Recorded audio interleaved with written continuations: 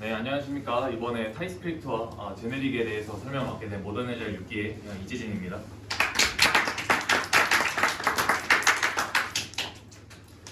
제가 이번에 설명드릴 순서는 타입스크립트란 무엇이고 이 타입스크립트가 무엇인지에 대해서는 조금 설명할 게 많아서 다 설명하지는 못하고 자바스크립트와 다른 점은 무엇인가에 대해서만 조금 설명을 드리고 넘어갈 거고요.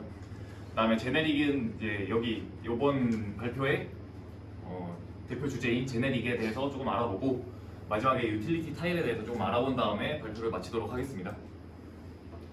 타입스크립트는 한마디로 정의를 하면은 자바스크립트에서 타입을 명시해준 확장 언어라고 그냥 생각을 하시면 됩니다. 한마디로 지금 사용하고 계신 자바스크립트에서 타입을 지정한 건데요. 이제 보통 그러니까 자바스크립트 사용하시면은 타입이 없습니다. 자바스크립트에서는 타입을 안 쓰지만 이제 타입스크립트에서 넘어가면서 타입을 쓰는데 이제 두 개의 장단점을 보면서 설명을 드리도록 하겠습니다. 우선 자바스크립트는 굉장히 유연한 코드입니다. 그리고 굉장히 빠른 코딩이 가능하죠. 그로 인해서 이 유연하다는 게 방금 전에 설명드렸듯이 타입이 없습니다. 그래서 타입이 없다 보니까 어떤 값을 넣더라도 이 자바스크립트에서는 잡아내고 그냥 그거를 출력을 해줍니다. 하지만 그로 인해서 오류가 나타날 수도 있는 것이죠. 이 런타임 이후에 오류가 나타난다고 하는데 자바스크립트에서는 코드가 실행되고 런타임이 되고 웹사이트에 직접 코드가 뿌려진 다음에 오류가 발생합니다. 오류가 생겼을 때. 그래서 오류를 찾기가 힘들고 코드의 가독성 또한 떨어집니다. 이 부분에 대해서는 뒤에서 계속 설명드리도록 하고요. 타입스크립트 같은 경우는 자바스크립트의 장단점과 반대로 이제 코드의 가독성이 좋고 런타임 전, 이제 컴파일 단계에서 오류가 발생했을 때 검출을 해낼 수 있다는 것입니다. 이 이유가 이제 대표적인 컴파일 언어인 자바, C++, C샵과 같은 그런 언어에서도 컴파일 이전에 타입을 지정해서 변수나 함수 또는 여러 가지 값들을 선언함으로써 이 타입에 지정된 것 이외에 값이 들어왔을 때 에러를 잡아내는 것처럼 타입스크립트 또한 이런 런타임 에러를 타입을 지정해 놓음으로써 잡아낼 수 있는 것입니다. 타입을 작성함으로써 코드 가독성도 올라가죠. 이것도 자바스크립트 코드 가독성 떨어진다는 거에 이어서 같이 설명드릴 거고요. 이 IDE 환경이라는 게 이제 통합 개발 환경인데 그냥 VS 코드를 생각하시면 됩니다. 그래서 VS 코드에서 타입스크립트를 썼을 때는 굉장히 효율이 좋다라는 것만 알고 계시면 될 것 같고, 코드 작성 시에 단점으로는 타입스크립트는 코드 작성 시에 제약이 많습니다. 아까 이제 자바스크립트 같은 경우는 타입이 지정되어 있는 게 아니기 때문에 그냥 마음대로 쓸 수 있고 빠르게 코딩이 가능했지만 타입스크립트 같은 경우는 이제 코드에 타입이 들어가기 때문에 타입을 일일이 지정해줘야 되는 제약도 있고 이제 작성하는데 타입을 정확하게 기입을 해줘야 되기 때문에 오래 걸리기도 합니다. 자바스크립트와 타입스크립트에 대해서 좀 코드를 보면서 간단하게 설명드리겠습니다. 이제 이게 자바스크립트 코드인데 간단한 그냥 함수를 만들어 왔는데요. add라는 함수가 있고 매개 변수로 넘버1과 넘버2를 전달받고 이제 그 안에서 콘솔로 넘버1과 넘버2의 결합된 형태를 받아내고 있습니다. 밑에서는 이제 add를 3번 호출하는데 첫 번째 add에 아무것도 넣지 않는 값을 호출을 하고 두 번째에서는 add에 1, 2를 넣은 값을 호출하고 add에 그 다음 문자열인 a, b를 넣는 값을 매개 변수로 넣어서 호출을 하고 있습니다. 이 세 개 중에서 개발자가 이 코드를 작성하면서 의도한 코드는 2번이겠죠. 아무래도 함수 이름을 add로 한 것부터 이제 넘버 값을 더하기 위해 만든 함수라고 생각이 되는데, 그래서 개발자가 생각하기에는 add 안에 이제 매개 변수로 넘버 값을 넘겨야 되는 코드가 적절하다고 생각을 할 수 있지만 자바스크립트 같은 경우에는 어떤 값을 넣더라도 에러를 뱉지 않습니다. 하지만 이제 호출이 되고 실제로 뿌려지는 과정에서 NAN처럼 이제 에러가 발생할 수도 있고 개발자의 의도와 다르게 A, B라는 형태로 값이 출력될 수도 있습니다. 이게 자바스크립트의 문제인데 이제 타입스크립트에서는 이거를 보완해서 사용을 할 수 있습니다. 타입스크립트에서는 매개 변수를 전달할 때 부분에서 넘버라는 값을 직접적으로 지정을 해줌으로써 이 코드가 실행되기도 전에 밑줄 빨간 줄을 띄워줘서 에러를 확인할 수 있는 것이죠. 지금 이 add에서는 매개 변수에 아무것도 전달해주지 않아서 이 매개 변수 값에 undefined가 들어가기 때문에 에러를 잡아낸 거고요. 밑에서 똑같이 add에 스트링 값을 넣었기 때문에 넘버 값이 아닌 스트링 값이 들어가서 에러를 잡아내는 것입니다. 그다음 타입스크립트에 대해서는 이 정도만 설명하고 넘어가고요. 타입스크립트는 좀 많은 분량이 있어서 따로 공부하기를 권장드리고 아마 이제 미니 프로젝트 끝나고 메인 프로젝트를 들어가시면서 타입스크립트를 아마 하시게 될 거라서 그때 가서 또 공부하시면 좋을 것 같습니다. 다음은 이제 대주제인 제네릭으로 넘어가도록 하겠습니다. 제네릭은 타입에서 유연성을 제공하여 컴포넌트 등의 재사용이 가능하게 해주는 타입이라고 나와 있습니다. 그래서 한마디로 말을 하면은 제네릭은 이제 타입계의 함수다. 저희가 함수를 사용하는 이유가 가독성도 올라가는 게 있지만 이제 재활용을 하기 위해서 함수를 사용하는 경우도 있잖아요. 또 그것처럼 제네릭 또한 이제 타입스크립트에서 타입을 재활용하기 위해서 사용을 합니다.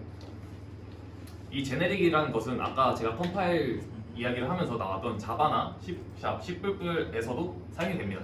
동일하게 컴파일로 진행되는 언어들이기 때문에 이 제네릭이라는 개념이 동일하게 적용이 되고 이 여기에서 나오는 제네릭의 개념이 타입스크립트에서의 제네릭 개념과 동일합니다.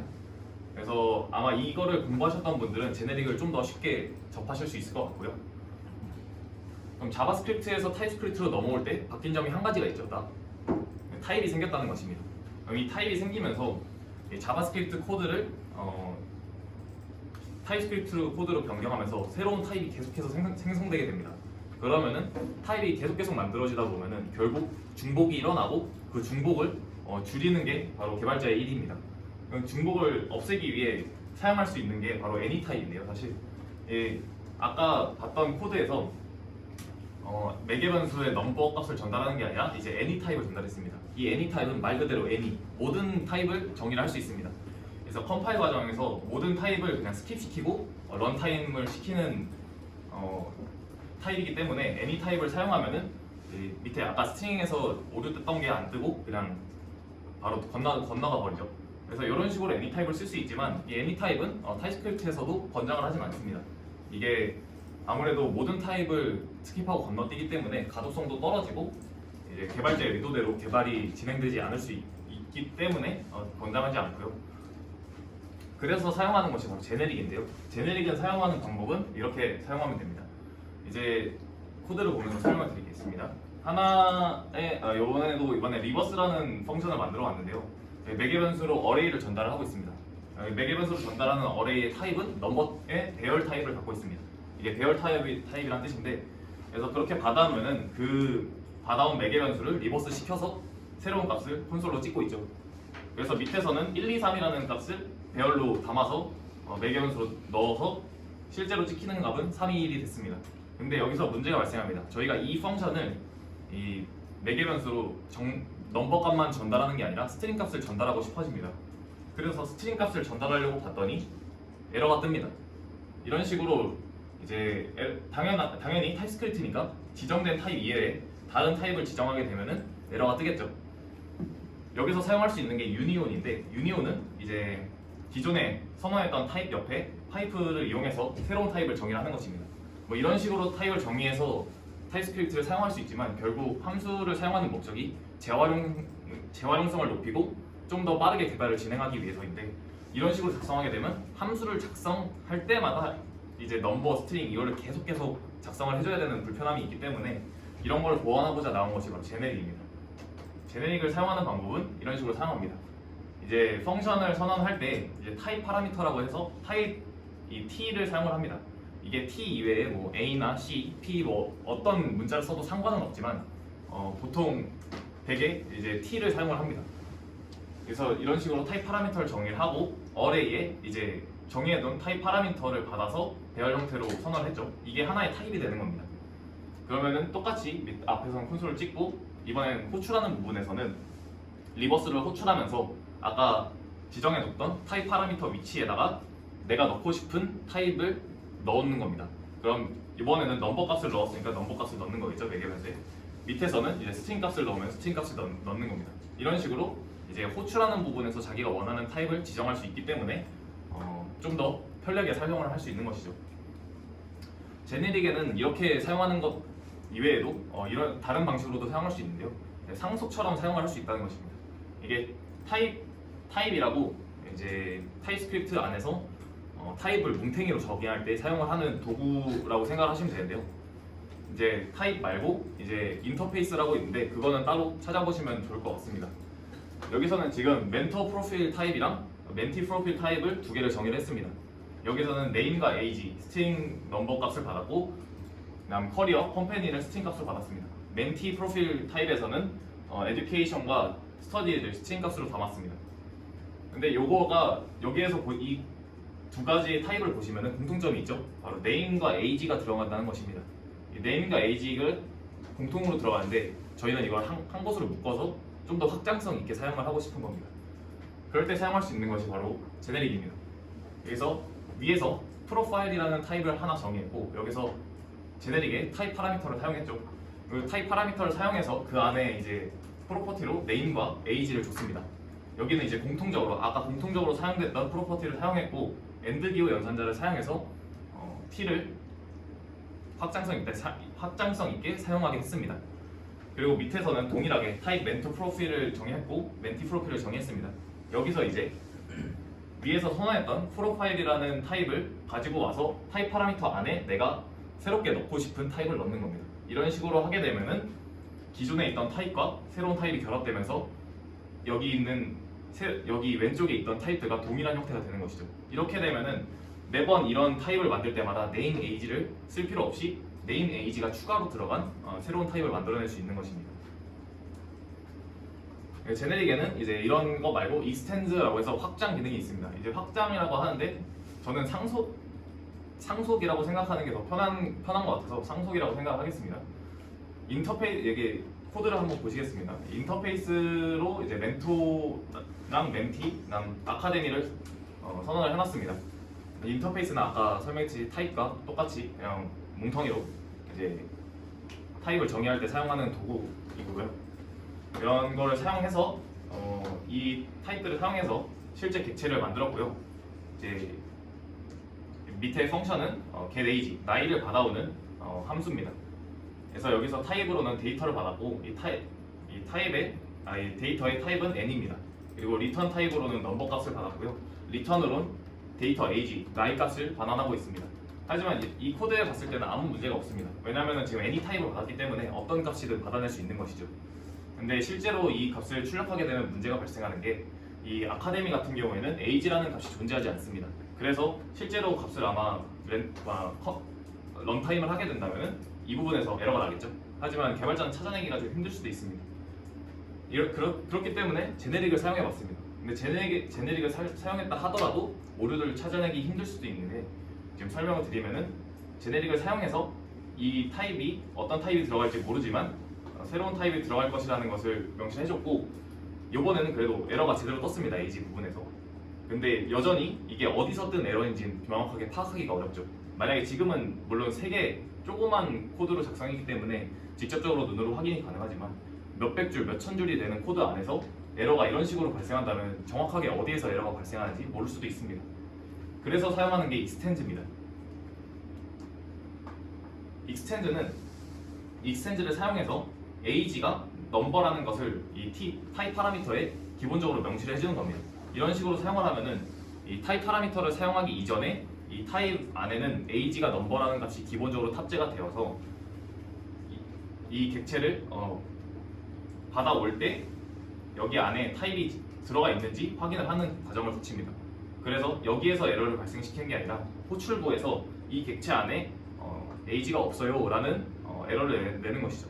이런 식으로 제네릭을 사용할 수 있습니다. 다음은 유틸리티입니다. 유틸리티는 타입스크립트에서 공통 타입 변화를 용이하게 사용하기 위한 몇 가지 유틸리티를 제공을 하는데요. 요거를 조금 설명을 드릴 건데, 이것도 가지 수가 좀 많아서 몇 가지만 그냥 갖고 왔습니다. 간단하게만 설명드리고 넘어가도록 하겠습니다. 팔털 타입이랑 그다음 require인데, 이거 같은 경우는 그냥 단순하게 아까 선언했던 인터페이스를 하나 선언해놓고 사용을 할 때 보니까 나는 name과 age만 쓰고 싶은 겁니다. 여기는 지금 name, age, career, education 4가지가 선언이 되어 있는데, 이런 식으로 선언이 되어 있으면 무조건 다 써야 됩니다. 근데 내가 사용하고 싶은 부분에서는 name과 age만 쓰고 싶은 겁니다. 그럴 때 사용하는 것이 팔털인데, 여기에서 타입을 정의하면은 이 기존에 있던 프로파일이란 인터페이스 타입이 이제 물음표 표시가 들어가면서 물음표 타입으로 바뀝니다. 이 물음표 타입이 뭐냐면은 이 타입이 있을 수도 있고 없을 수도 있다는 말을 의미합니다. 반대로 이제 required를 사용하면은 프로파일이 기본적으로 다 물음표 표시가 되어 있죠. 이게 있거나 없거나 라는 것입니다. 그러면 기본적으로 사용할 때 어떤 값을 쓰든 상관이 없지만 이 required를 타입으로 지정을 하게 되면은 모두 다 써야 되는 것처럼 이렇게 두 개가 반대되는 유틸리티 타입인 거죠. 다음은 read only 타입인데요. 이거는 말 그대로 읽기 전용입니다. 그래서 기존에 있던 타입을 선언해 놓고 이거를 객체로 사용을 하는데 이 객체들을 사용할 때도 결국 하나의 객체이기 때문에 나중에 수정이 가능합니다. 하지만 이 read only를 사용하게 되면은 이 객체가 있던 게 변경이 불가능하죠. 콘스트를 선언하듯이 변경이 불가능해집니다. 다음은 이제 리코드인데요. 이게 제일 많이 쓰이는 아마 타입 유틸리티 타입인 것 같습니다. 설명을 드리자면은 이제 인터페이스로 모던이라는 인터페이스를 선언했고요. 저는 이걸 쓰는 목적으로는 이제 각 모던 에자일의 각 기술별로 회장들의 포지션이 어떻게 되느냐를 알고 싶어서 이런 인터페이스를 선언했는데요. 이런 식으로 선언하면 사실 굉장히 불편하죠. 매번 이렇게 쓰기도 힘들고 보기도 힘들고 또 추가가 되면은 또 이거를 또 추가해야 되니까요. 그럴 때 사용하는 것이 레코드인데 레코드를 사용하게 되면은 이제 키값과 타입값을 두 가지를 받습니다. 키값과 타입값 두 가지를 받는데 첫 번째로 들어가는 키값으로 미리 타입을 정해둔 타입으로 지정을 해줄 수 있고 그 다음에 넣어둔 타입으로 두 번째 타입을 지정할 수 있습니다. 이런 식으로 하면은 이렇게 복잡하게 쓰는 것보다 두 개로 나눠서 이런 식으로 간편하게 쓸 수 있는 것이죠. 이상으로 저희 발표를 마치도록 하겠습니다. 감사합니다.